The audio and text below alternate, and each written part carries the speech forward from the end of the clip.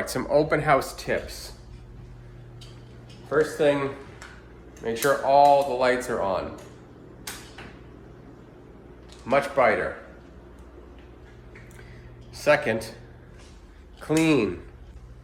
Like clean, like spotless. Like no dirt on that floor.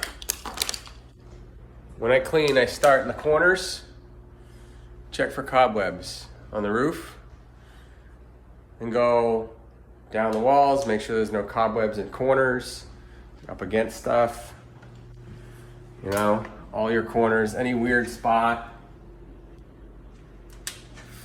And then 3, get rid of your clutter.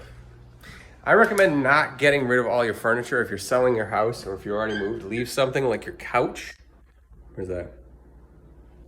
Leave that kind of stuff, because you'd be surprised how much people don't have an imagination when they walk into an empty house. They need to like put space in. Some people don't have spatial awareness. Like I have a big table, but if I had no table, this kitchen would look completely different. Because someone might have a table half that size and they can start eyeballing it and picture themselves in this place, okay? So those are my tips.